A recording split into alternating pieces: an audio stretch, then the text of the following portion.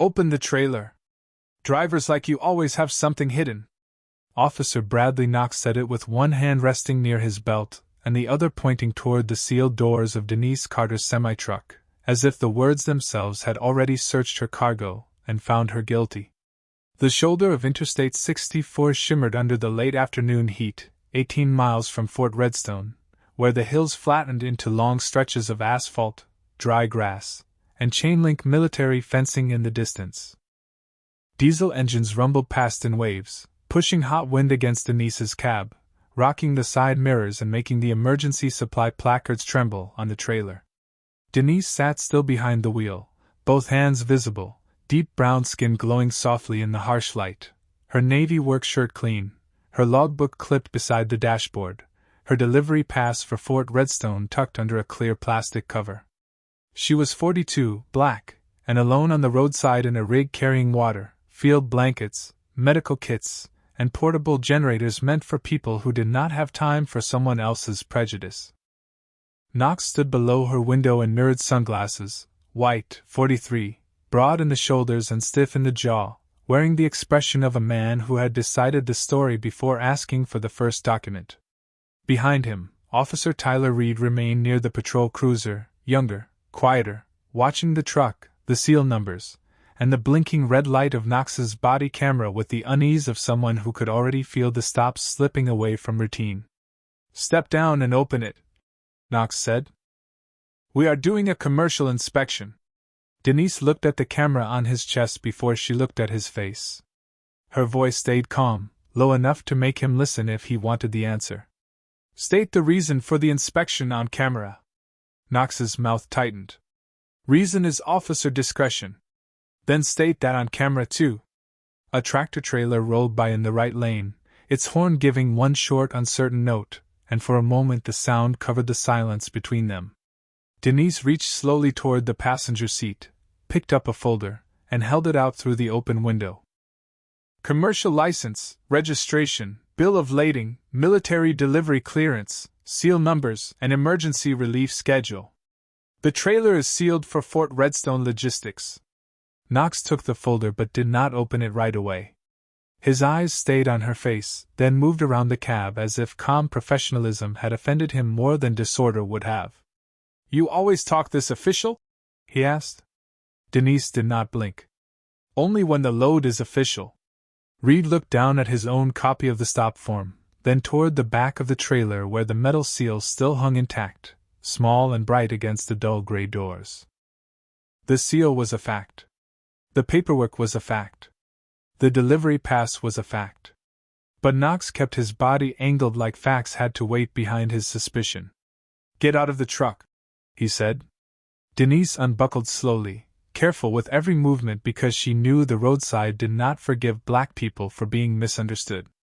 Her boots touched the gravel shoulder. Heat rose from the asphalt. Wind dragged loose dust around her ankles. She stood beside the cab, not small, not loud, not afraid enough to become what he expected.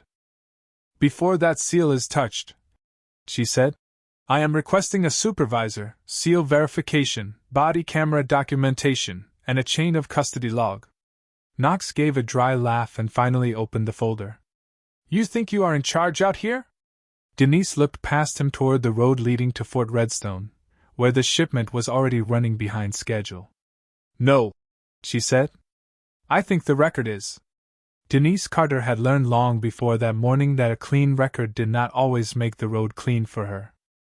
At 42, she had driven through desert heat, mountain snow, flooded county roads, and midnight way stations where tired men in reflective vests looked at her twice before looking at her paperwork.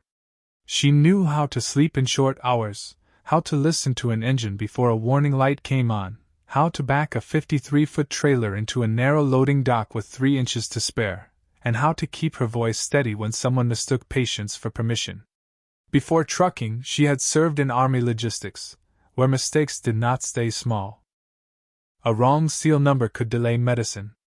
A missing signature could hold food at a gate. A careless inventory line could leave a family without a generator after a storm. Procedure was not paperwork to her. It was the bridge between need and help. That was why the folder she handed Officer Knox was not a prop. It held her commercial license, registration, bill of lading, delivery clearance, emergency relief schedule, seal verification sheet, and the exact receiving contact at Fort Redstone. Every page was clipped in order. Every number matched the seal on the trailer doors. Inside the trailer were pallets of bottled water, field blankets, medical kits, and portable generators loaded before sunrise at a state emergency warehouse outside Louisville. A storm system had knocked out power across rural counties near the base, and Fort Redstone had opened part of its logistics yard to coordinate relief with local agencies. Denise had taken the route because she knew the roads, knew military delivery protocol, and knew what it felt like when supplies arrived late because someone along the chain decided another person did not look official enough. Her husband's name was not on the side of the truck. His rank was not stitched on her shirt. Her wedding ring stayed simple against the steering wheel, a narrow band that caught light only when she turned her hand. She did not carry herself like someone waiting for a man's authority to rescue her. She carried herself like someone who had built her own discipline mile by mile. On the passenger seat, her phone had 3 missed calls from Captain Olivia Hayes at Fort Redstone Logistics. Denise had not answered because Knox had ordered her to keep her hands visible, and she had obeyed while making sure the body camera saw each movement. The diesel engine idled low behind them, steady as a heartbeat. Trucks rushed past, their wind tugging at her navy work shirt and pressing dust against her boots. Knox flipped through the folder slowly, but his face did not change when the documents lined up. That told Denise he had not been searching for proof. He had been searching for permission to keep doubting her. Officer Reed stepped closer, eyes on the seal number sheet. "The clearance looks current," he said carefully. Knox did not look at him. "Current does not mean clean." Denise heard the old language inside the new sentence. Clean truck. Clean record. Clean driver. Words that sounded technical until they landed on skin. She looked toward the trailer doors, then toward the road ahead where Fort Redstone waited behind heat and distance. "That load has a receiving window," she said. "Any delay needs to be documented." Knox closed the folder against his palm. "You are very concerned with documentation." Denise met his sunglasses with calm eyes. "Because documentation remembers what people try to change." Officer Bradley Knox had built his reputation on the shoulder of highways, where flashing lights made ordinary people feel small before a single ticket was written. For 16 years, he had called it experience. He knew which drivers looked nervous, which trailers looked overloaded, which stories sounded rehearsed, and which questions made people trip over themselves. But experience had slowly hardened into something less honest inside him, a private map of who belonged behind a wheel and who needed to be reminded of their place. He never called it prejudice. He called it roadside instinct. He called it commercial safety. He called it pattern recognition when he saw a black woman in a clean rig, hauling a sealed military load, speaking with the calm precision of someone who knew the same rules he was using against her. That bothered him more than disorder would have. Disorder would have given him control. Denise Carter gave him paperwork, procedure, eye contact, and patience, and all of it made Knox feel challenged in front of Officer Reed. The heat rose around them in waves. Trucks passed so close the wind snapped at the edges of the inspection folder in Knox's hand. He stood with the sun at his back, mirrored sunglasses hiding his eyes, his patrol cruiser angled behind the semi-truck with blue lights pulsing silently against the chrome bumper. To anyone driving by, the scene looked official. A highway patrol officer. A commercial vehicle stop. A driver waiting on the shoulder. Knox trusted that image because images often did half the work before facts arrived. "You military?" he asked, flipping through the documents again though Reed had already seen the clearance dates. Denise stood beside the cab with her hands relaxed and visible. "Former Army Logistics Sergeant." Knox gave a short breath that was almost a laugh. "That explains the attitude." Reed glanced at him, then back at the paperwork. Denise's face did not move. "It explains why I understand chain of custody." Knox looked toward the trailer doors. The seal hung intact, small and stubborn in the light. "This road sees a lot of creative paperwork," he said. "People print anything now. Then verify it with Fort Redstone Logistics," Denise said. "The contact number is on page 3. Knox closed the folder with one hand. "I decide how this inspection goes. And I am asking that your decision be documented." The words were respectful, but they left him nowhere to hide except behind irritation. He stepped closer, lowering his voice as if the passing traffic could still hear his authority thinning. "You need to remember you are standing on my roadside." Denise looked at the white line, the gravel, the cruiser, the body camera, and the long highway leading toward the base. "This is a public highway, Officer Knox." Reed's eyes lifted. For a moment, even the diesel idle seemed quieter. Knox's jaw tightened. He turned toward Reed. "Run the plate again. Check the company history. Check her logbook hours. Check everything." Reed hesitated. "Yes, sir." Denise watched the younger officer walk back to the cruiser, carrying the documents more carefully than Knox had. She understood what was happening. The stop had started with suspicion, but now it was searching for a reason to justify itself. Knox folded his arms and looked at her as if patience were disobedience. "You people learn a few official words and think that makes you untouchable." The sentence landed hot and plain between them. Denise felt it, but she did not feed it. She looked directly at the body camera. "Please make sure that statement is recorded." Denise Carter did not move toward the trailer doors, and that became the next thing Officer Knox decided to dislike about her. The metal seal hung beneath the latch, stamped with the same number printed on the sheet inside his folder, untouched and official in the sun. Denise stood a few feet from it with her hands visible, navy work shirt pressed against her shoulders by the hot roadside wind, her expression calm enough to make the stop feel less like his command and more like a test he had not studied for. "Open it," Knox said again. "I need to verify the cargo." Denise looked at the body camera on his chest. "The seal can be verified before it is broken." Fort Redstone Logistics can confirm the number. The receiving officer is listed on page 3. I am not calling a base every time a driver wants special treatment. I am not asking for special treatment.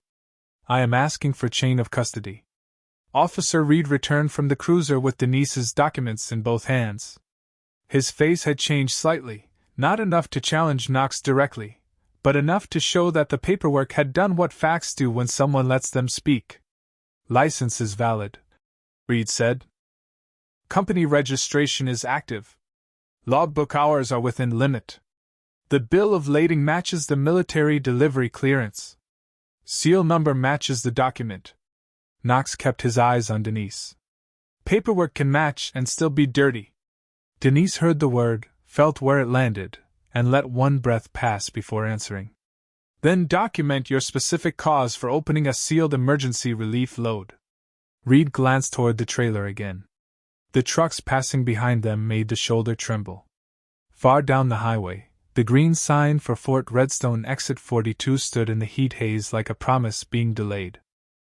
Denise's phone vibrated on the passenger seat inside the cab, lighting up with Captain Olivia Hayes's name for the 4th time. Knox noticed the screen through the open door. "Do not touch that phone. Fort Redstone is calling about the delivery window. They can wait. The families without power may not be able to." Reed looked at Knox then, quickly, as if the sentence had reached him before he could stop it. Knox stepped closer to the trailer latch. "I am going to inspect this load." Denise shifted one step, not blocking him, only placing herself where the body camera could capture the seal, the folder, and her face in the same frame. "Before you break that seal, I am formally requesting a supervisor." Knox laughed without humor. "You do not get to manage my inspection." "No," Denise said. "But you do have to account for it." The wind pushed dust across the gravel and rattled the loose edge of the delivery placard. Reed's radio crackled from his shoulder, but he did not answer immediately. His eyes were on the seal. Knox turned toward him. "Get the bolt cutters from the cruiser." Reed hesitated. Sir, if the seal is valid and the base can verify it, we may want to call logistics first. The silence after that was sharper than any shout. Knox stared at Reed as if the younger officer had stepped out of line by noticing the line existed. Denise watched them both, her face steady, her wedding ring catching a thin blade of sunlight at her side. She could have said her husband's name. She could have opened the door to a kind of power Knox would recognize instantly. Instead, she looked at the camera again and spoke with the same controlled voice she had used from the start. Please record that the junior officer recommended verification before breaking the seal. Reed swallowed. Knox's face hardened. The roadside was no longer just a stop. It was becoming a record, and every second of delay was beginning to belong to someone. The fifth call from Captain Olivia Hayes came while Officer Knox stood between Denise Carter and the sealed trailer with the inspection folder pressed against his palm. The phone lit up inside the cab, vibrating against the cup holder, the name bright on the screen beneath the Fort Redstone delivery pass. Denise looked at it once, then kept her hands visible. She had been on enough roads to know that reaching too quickly could become another sentence in someone else's report. Knox saw the phone too and smiled as if urgency had proved something suspicious. Popular today, he said.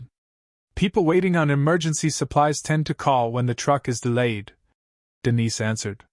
Knox stepped closer, voice lower now, made rough by irritation and heat. Maybe the delay is because the driver does not know how to cooperate. Reed stood near the cruiser, documents still in hand, his expression caught between obedience and doubt. The highway rushed behind them, cars and tractor-trailers cutting through the hot air, each passing gust pushing dust over the gravel's shoulder.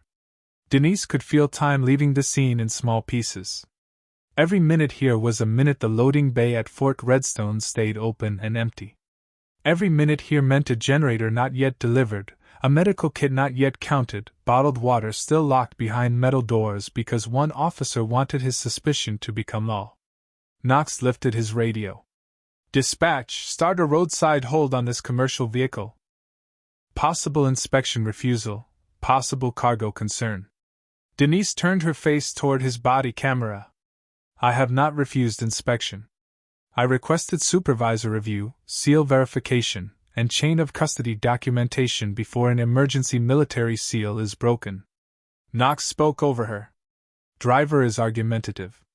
Reed's eyes dropped to the seal sheet, then to the body camera, then back to Denise. He looked younger in that moment, less like an officer with a badge and more like a man realizing silence could become part of the paperwork.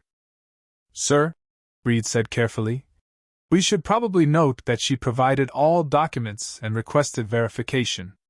Knox turned on him. I said start the hold? Reed did not answer at once. Denise heard the quiet courage in that pause, but she also heard its limits. Knox pointed toward the trailer doors. If you delay this any longer, I can have the rig escorted to an inspection yard. You will lose the whole day. Denise looked at the Fort Redstone exit sign far ahead, green and wavering in the heat. Then document that you delayed an emergency relief shipment after valid military clearance was presented. Knox gave a hard laugh. You act above your lane. The words were not loud, but they struck with the old confidence of men who believed a uniform made their judgment clean. Denise felt the insult move through her, but she let it pass without giving it a place to live. Her ring pressed lightly against her finger. Her truck idled behind her, steady, patient, carrying more than cargo. It carried proof of every rule she had followed. The phone stopped vibrating. Then Reed's shoulder radio crackled. A dispatcher's voice cut through the heat. Unit 12, Fort Redstone Logistics is requesting status on a delayed emergency delivery vehicle. They are asking why the shipment has not arrived. Reed looked at Knox. Knox looked at Denise. For the first time since the stop began, the road did not sound like it belonged to him. The dispatcher's voice left a thin silence on the shoulder of Interstate 64, and inside that silence Denise Carter felt the whole afternoon slow down. Trucks kept passing. Heat kept rising from the asphalt. The diesel engine kept its low, patient rhythm behind her. But something had shifted. Fort Redstone had reached through the radio, And now Officer Knox could no longer pretend the delay existed only inside his authority. Reed held the microphone near his shoulder, waiting for Knox to answer, while the sealed trailer stood behind Denise with its metal tag unbroken, bright in the sun like a small piece of truth that had survived pressure. Knox cleared his throat. Dispatch, advise Fort Redstone we are conducting a commercial safety inspection. Denise looked toward the cab where her phone had gone dark after 5 missed calls. On the dashboard, the delivery pass rested under clear plastic. Her wedding ring touched the side of her finger as she curled her hand once, not into anger, but into memory. Marcus had placed that ring there 21 years earlier in a chapel near a base in Georgia, where neither of them owned much except discipline, faith, and a promise that power should never become a shelter for pride. He was General Marcus Carter now, 4 stars on his uniform, rooms standing when he entered, aides waiting outside doors, commanders lowering their voices when he spoke. But in their kitchen, at the end of long days, he still poured his own coffee and told young officers the same thing he had told Denise after every hard road. Power should never arrive before truth, but it must stand behind it. Denise had carried that sentence across states, throughway stations, storms, detours, and loading docks where people looked at her badge, her skin, her gender, and then her paperwork in that order. She could have said his name at the first insult. She could have watched Knox's posture change before the second demand. She could have turned a roadside stop into a rank contest and won it quickly. Instead, she had let the record grow in public view, the valid license, the matching seal, the ignored contact number, Reed's recommendation, Knox's words, the delay, the radio call.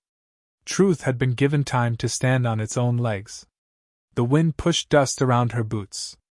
A loose corner of the emergency placard tapped softly against the trailer wall.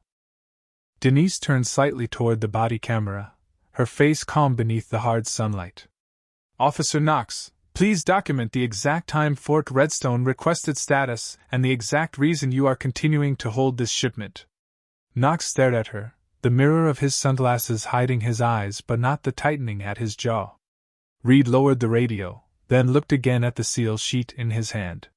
He seemed to understand now that the quietest person on the roadside had been protecting more than herself. Denise looked past them toward the distant exit sign, green in the heat haze, and breathed slowly. She did not need her husband's rank to make her human. She did not need a uniform to make her careful. She only needed the truth to remain intact long enough for the right people to hear it.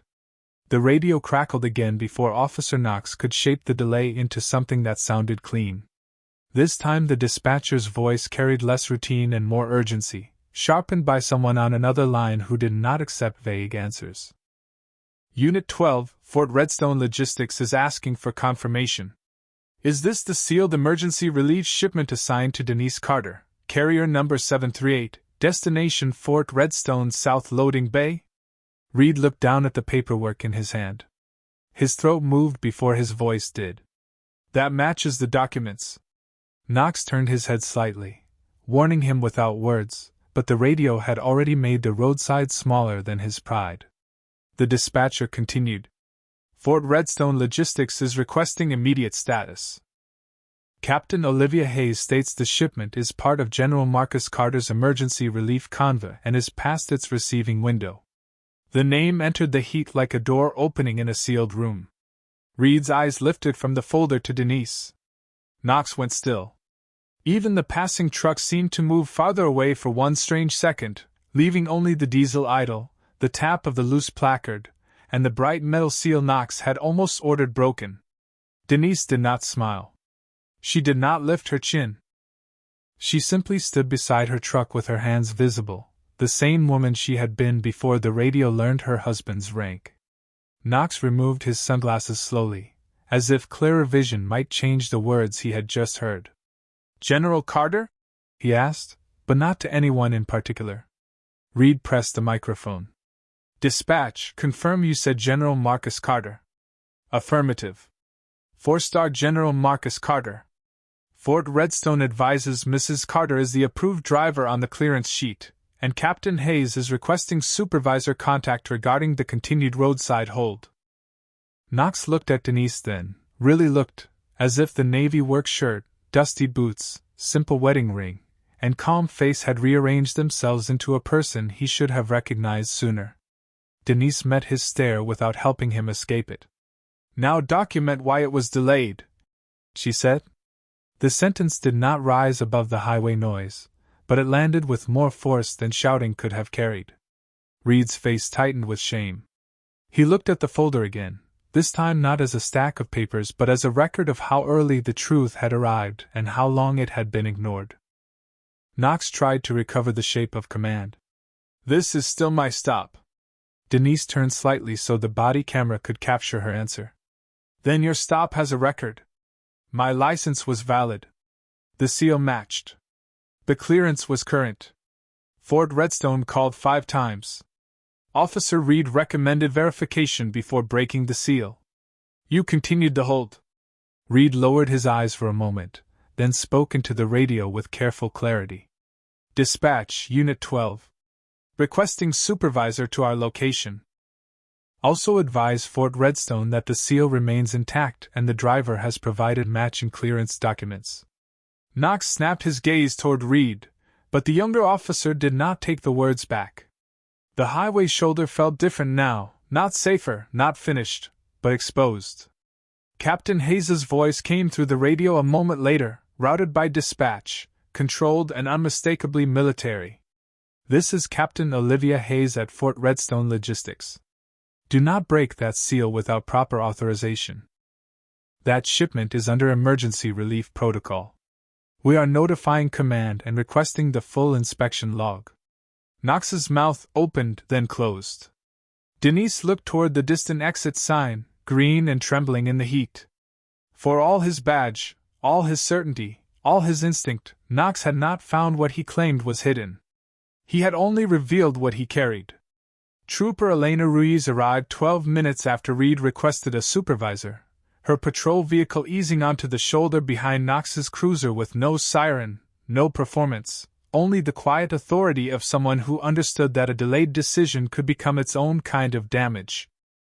She was in her mid-40s, Latina, composed, her gray-streaked hair pulled back beneath her campaign hat, her eyes moving first to the sealed trailer, then to Denise Carter, then to Knox, then to the documents in Reed's hands.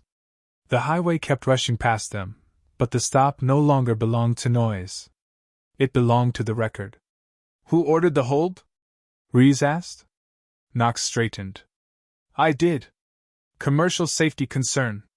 Reed looked toward the trailer doors. "Was the seal broken?" Reed answered before Knox could. "No, Sergeant. The seal remains intact. It matches the paperwork. Fort Redstone confirmed emergency relief protocol and requested the inspection log." Ruiz took the folder from Reed, reviewed the license, bill of lading, clearance sheet, seal number, and receiving contact with the efficient silence of a person who knew procedure well enough not to decorate it. Denise stood beside the cab, hands relaxed now but still visible by habit, her face calm under the fading sun. Her phone had finally stopped lighting up because Fort Redstone had reached the road through official channels, and that mattered more than any private call could have. Ruiz looked at Knox. "What was the specific cause for attempting to open the sealed load?" Knox's confidence shifted. "Driver behavior." She was argumentative. Denise spoke toward the body camera before Ruiz could ask. "I provided all documents, requested supervisor review, seal verification, body camera documentation, and chain of custody before the seal was touched." Reed added quietly, "That is accurate." Knox turned toward him, but Reed did not look away this time. Ruiz closed the folder. "Officer Knox, step back from the trailer." The words were not loud, yet they moved through the shoulder with the weight of a gate closing. Knox took one step back.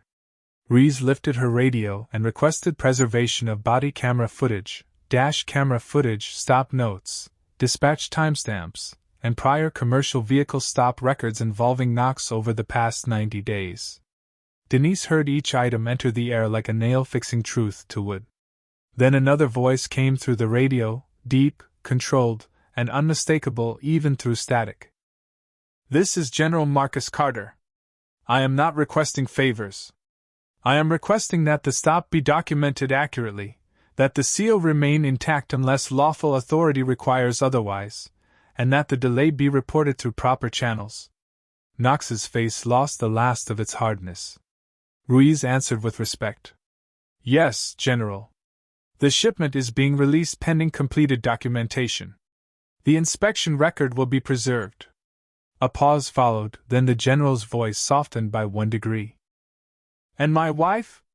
Denise looked down at her wedding ring. I am here, she said, stepping close enough to Reed's radio for the words to carry. The load is intact. Another short pause. Then bring it in when you are ready. There was no victory in his tone, no anger offered as entertainment. Only trust. Only steadiness. Ruiz turned to Denise. Mrs. Carter, I apologize for the delay. You are cleared to proceed to Fort Redstone. Officer Reed will provide the release time and documentation. Reed looked at Denise, shame plain now. I should have spoken sooner. Denise studied him for a moment. The heat had begun to thin. The sky over the highway was turning copper.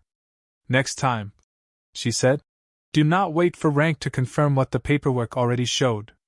Reed nodded once, and this time the silence around him sounded like understanding.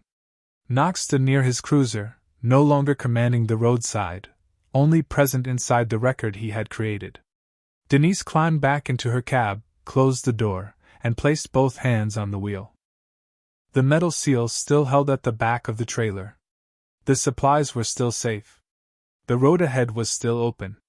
And for the first time that afternoon, the truck moved because truth had been allowed to move first. Denise Carter reached Fort Redstone as the sun lowered behind the ridge, turning the south loading bay copper and long-shadowed.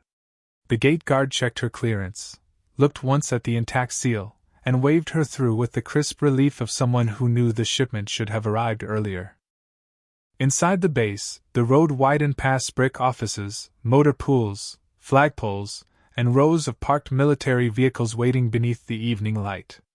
Denise drove slowly, both hands steady on the wheel, the trailer following behind her with the quiet weight of everything that had almost been delayed by one man's suspicion. At the loading bay, soldiers and logistics staff were already lined up with forklifts, pallet jacks, clipboards, and tired faces that lifted when her truck turned in. Captain Olivia Hayes stood near the dock in rolled sleeves, radio clipped to her vest, expression controlled but grateful. Beside her stood General Marcus Carter, tall, calm, 60 years old, black, wearing his service uniform without letting it become the loudest thing about him. 4 stars rested on his shoulders, but Denise saw first a man who still left coffee ready for her before early routes, the man who understood that rank meant nothing if it only arrived after harm had begun. She parked, set the brake, and stepped down from the cab. For one quiet second, husband and wife looked at each other across the loading bay while the diesel engine settled into a low rumble. He did not ask if she was all right in front of everyone. He knew her well enough not to turn her dignity into a scene. He simply walked to her and touched the back of her hand with 2 fingers, gentle and brief. You brought it in, he said. Denise looked toward the trailer. The seal held. Captain Hayes checked the tag against the clipboard, then nodded to the soldiers. The trailer doors opened, and the evening air filled with the plain, practical sight of relief, bottled water stacked high, field blankets wrapped in plastic, medical kits labeled and counted, portable generators strapped in place. No applause rose from the dock. Only work began. Forklifts moved carefully. Clipboards filled with signatures. Pallets rolled from shadow into purpose. Denise stood beside Marcus and watched the load become help, one pallet at a time. The delay report would go forward. Body camera and dash camera footage would be preserved. Knox's stop history would be reviewed. Reed's statement would include what he had seen and what he had failed to say soon enough. But none of that needed to be spoken loudly here. Justice, when it was real, did not always arrive like thunder. Sometimes it arrived as water reaching the right hands before nightfall. Marcus glanced at Denise's dusty boots, her navy work shirt, the narrow wedding ring still catching a thin line of light. They should have seen you before they heard my name, he said. Denise watched a soldier carry a box of medical kits toward the inventory table. "Next time," she said softly, "maybe the record will teach them."